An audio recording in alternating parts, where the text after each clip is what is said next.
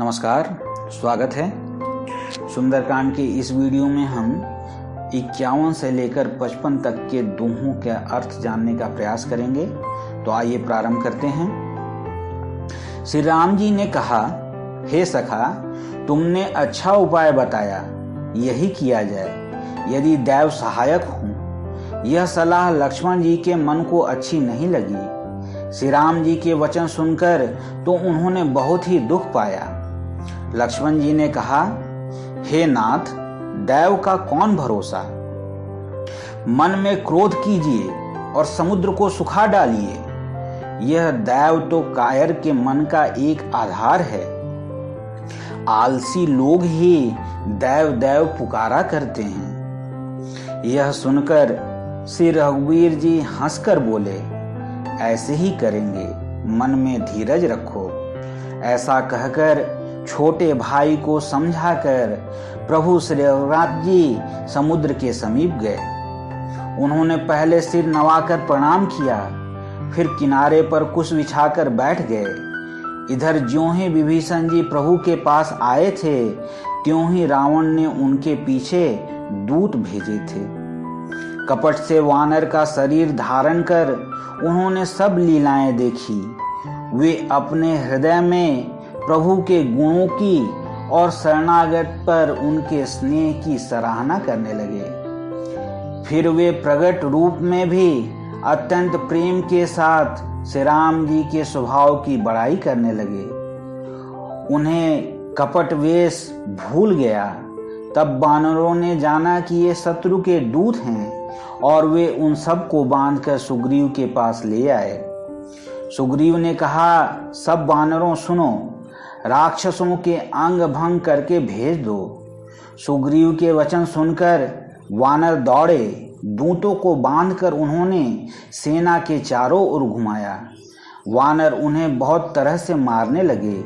वे दीन होकर पुकारते थे, फिर भी वानरों ने उन्हें नहीं छोड़ा। तब दूतों ने पुकार कर कहा, जो हमारे नाक कान काटेगा उसे कौशलाधीश श्री राम जी की सौगंध है।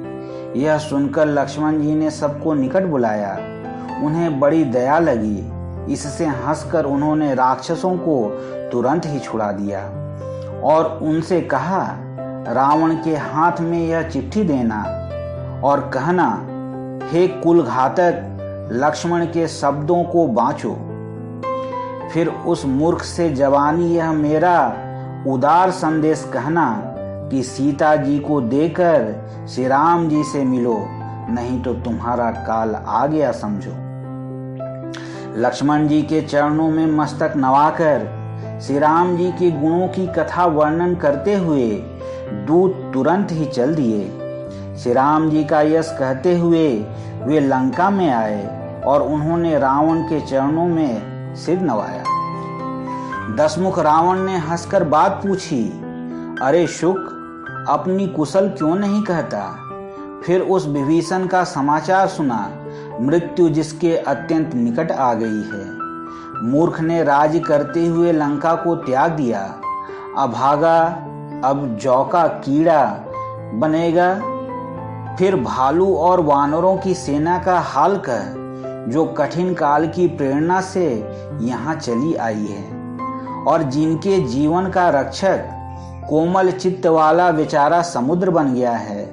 फिर उन तपस्वियों की बात बता, जिनके हृदय में मेरा बड़ा डर है।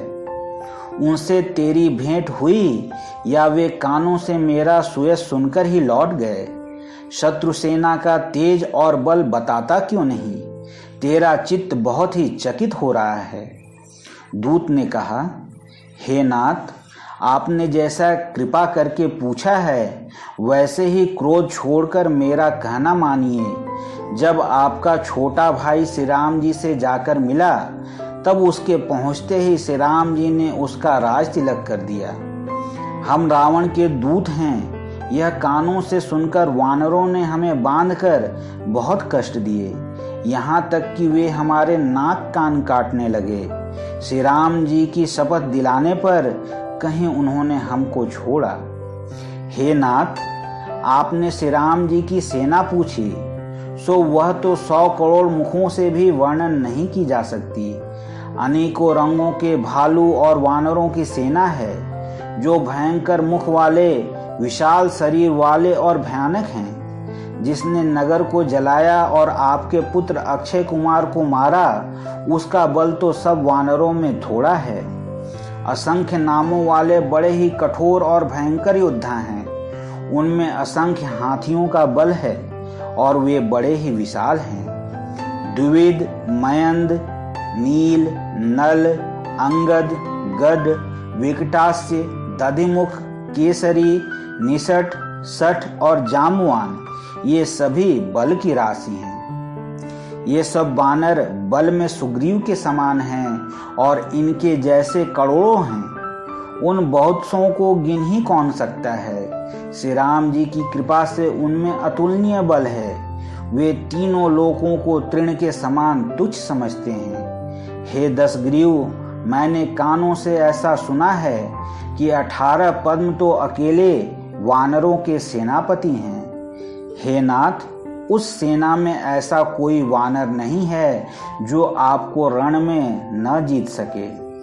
सब के सब अत्यंत क्रोध से हाथ मींचते हैं, पर श्री रघुनाथ जी उन्हें आज्ञा नहीं देते। हम मछलियों और सांपों सहित समुद्र को सोख लेंगे, नहीं तो बड़े बड़े पर्वतों से उसे भरकर पाट देंगे और रावण को मसल कर धूल में मिला देंगे।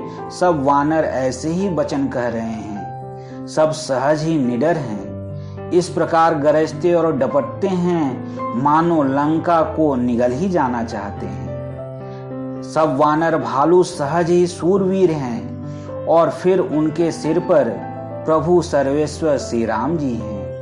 हे रावण, वे संग्राम में करोड़ों कालों को जीत सकते हैं।